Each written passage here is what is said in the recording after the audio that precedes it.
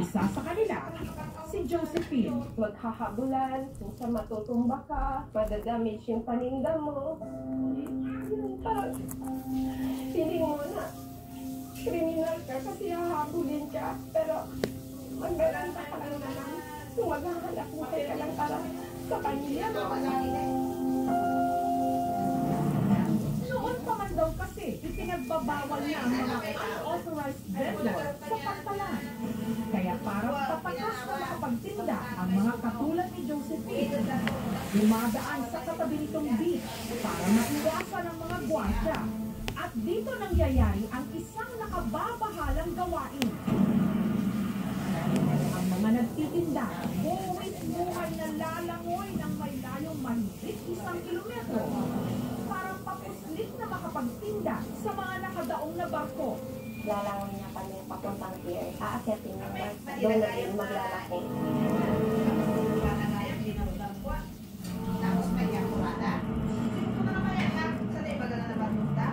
Alas 10 ng umaga, si Josephine nanguna ang kanyang mga ititinda. Ngayon ang ibebenta ko, donut at saka rice pop. Ang kanyang mga kontrabando na tinapay at pampasalubong, binalot niya sa 2 malalaking plastic bag. Dinodoble ko kasi lalangoy ako para safe siya na hindi mapasokan ng tubig. Kailangan ko talaga sa idoble. Proteksyon daw ito, hindi lang sa matinding init at para hindi mabasa.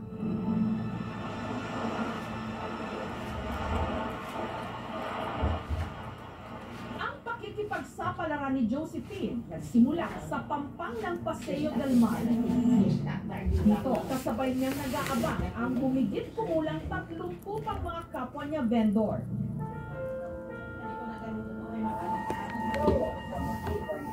Maya-maya pa,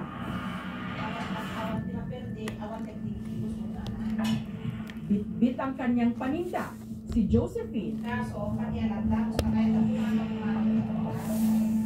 Sumuong na sa lagpas taong lalim ng dagat.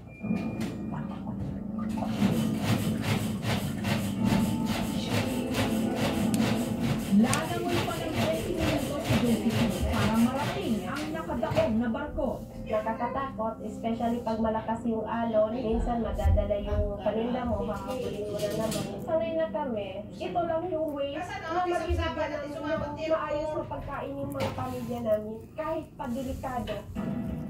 Hanggang sa kalagitnaan ng kanilang paglangoy, naispatan sila ng mga rumorondang gwardya.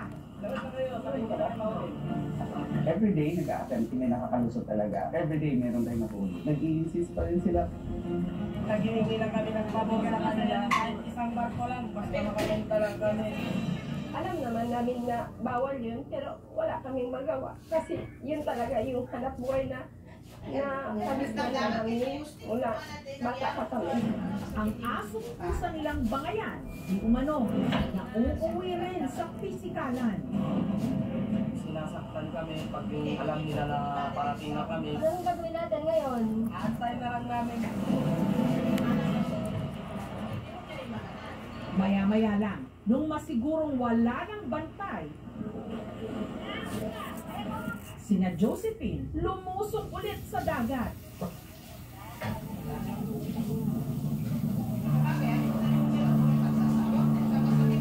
Ang kanilang paninda ang siya na rin nilang salbagida. At dumoble pa ang panganib dahil halos kasalubungan na nila ang iba pang mga dumadaang naglalakihang barko.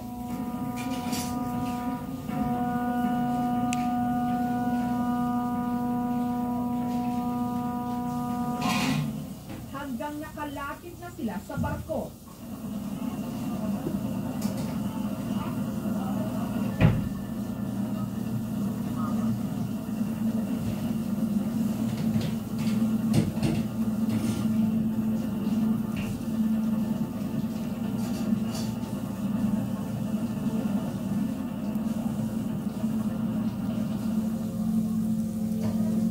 Pagkaakyat, wala na siyang palit-palit pa ng damit, tinda agad.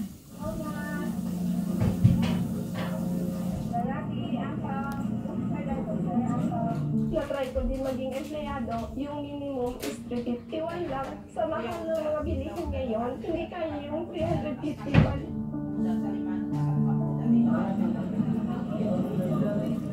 Na-try ko na mag-scaler, na-try ko na mag-guard. Pero yung araw-araw na kita, yun ang habol namin. Sisikmurahin mo lang talaga yung paglangoy. Bakit naman daw niya ang sinusuong niyang peligro? Lalo't ang isa niyang kapatid, muntik na nga raw mamatay sa pagtitinda sa ganito ring paraan. Natry ko tumalon talaga sa roof ng barko kasi nakita ko yung kapatid ko na halos naghihingalo siya. Wala, sinusubukan sa kanya. Tumalon ako. Nawala yung takot ko, nawala yung kaba ko.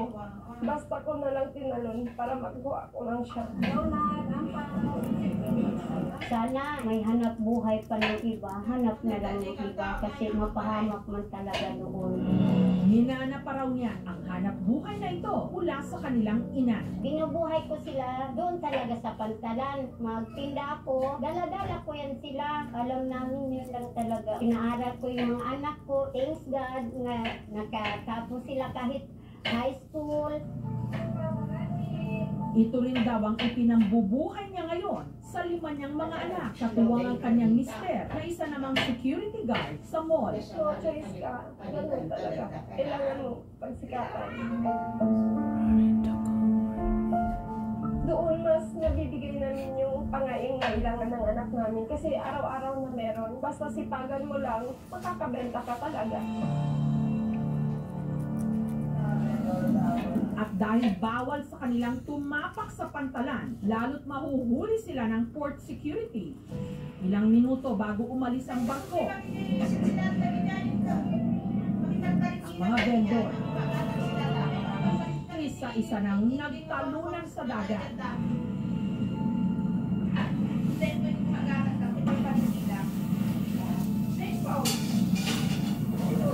Kabilang na si Sherwina na pinagbubuan pa man din buntis. Natalong na kami, ulit na kami. Galit na natin yung tiyan ko. Ang mga magkana ko mga idlo-adlaw, ako benta na lang dito sa Pantalan. Mamagana ako magkanak na, mga pito-adlaw pa ako ang papupunta dito sa Pantalan.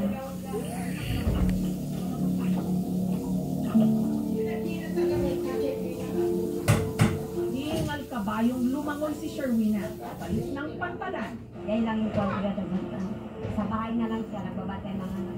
Nakaulit ka na sa bako sa wala man magkaw sa amin.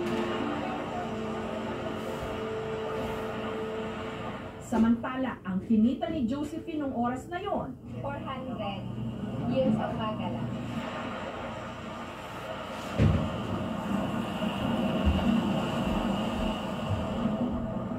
bago kumagat ang dilim. Tsaka muling nakipagbuno sa alon para muling makapagtinda.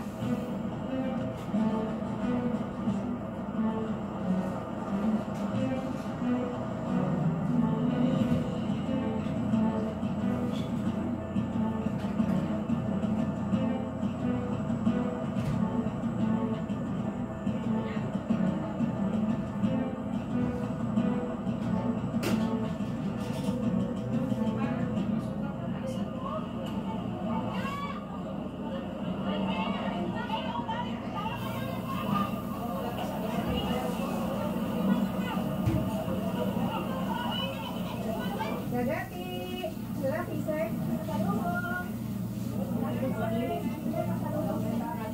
Naubos yung donut, yung iba, 280 yung benta nila. Para maubos, 250 lang. May 50 pesos naman ako sa bawat isa nun. Yung total, siguro nasa 200 lang ngayon.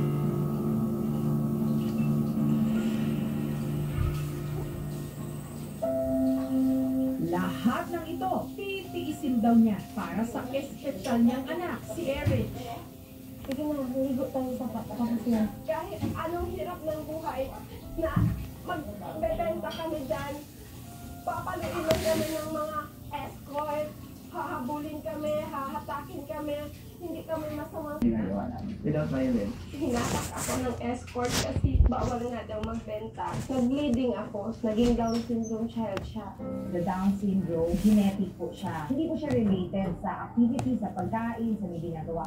Para hindi na kahirapan, gumagawa ng iba't ibang pamamaraan yung ating mga kababayan para buhayin yung kanilang pamilya. Wala kasi silang disenteng trabaho na po pwedeng pagkunan nila ng kanilang kabuhayan. Dapat pagtuunan ng gobyerno kung paano magiging ligtas itong mga kababayan natin. Kailangan magkaroon sila ng disenteng trabaho at disenteng sahod na makabubuhay sa kanilang pamilya. Major program ng DSWD is the Sustainable Livelihood Program. Open po ito, lalong-lalo na sa mga nangangailangan po nating mga kababayan. Mabibigyan po kayo ng puhunan, tutulungan din po kayo ma-employ dun sa mga list or pool of employers po natin na meron po na partner ang ating DSWD.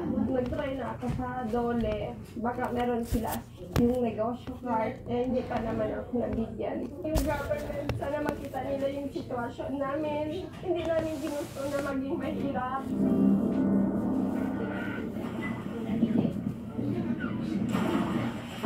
Samantala, dahil sa delikadong trabaho, ipinakonsulta namin ang 7 buwang buntis na si Sherwina sa isang OB-gynecologist. Hindi dangerous for baby, it's more of si mommy, physically, hindi niya kaya. Kasi mas mabigat na siya, yung pagiging payat ni mommy already makes her high risk.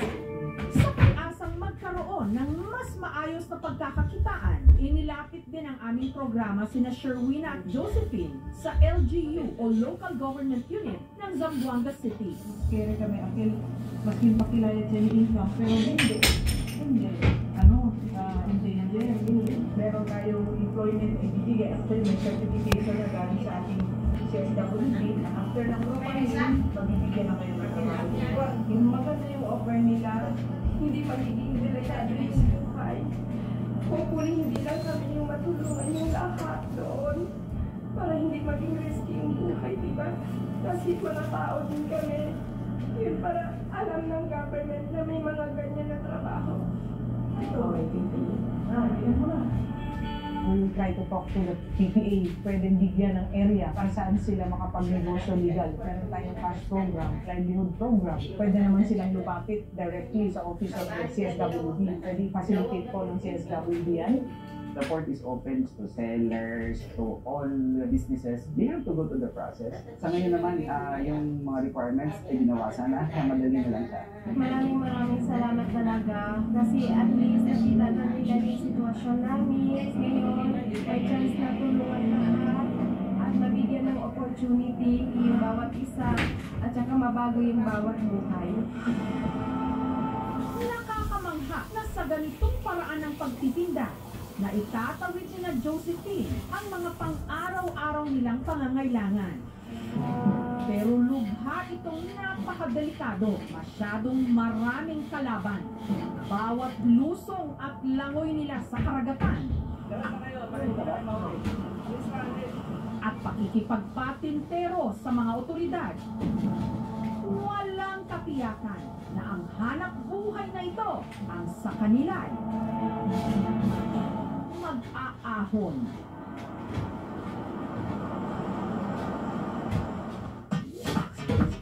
Tipid nga naman sa tubig dahil ang magjowang ito sa Negros Oriental kung maligo sabay. Magenta ang lucky color daw ngayong 2023. Pero para sa mga nakakita ng picture na ito, sure daw sila na ang lucky color of the year talaga ay green. Dahil daw kasi sa green bikini ni Beshi, nag-fall sa kanya si Pogi, sina MJ at Marjon. Favorite color ko po yung color green. Lahat po ng mga damit na meron po talagang color green. Nung una ko po siyang nakita, magaganda na ako sa kanya. Pero wait. Sino itong nasa profile picture ni MJ? Yung kasama ko pong abang sa GT ko po ay... Ang tanong ng mga marites, True love ba talaga ang namamagitan kina MJ at Marjon? Baka lulukuhin siya. Baka pinapirahan siya.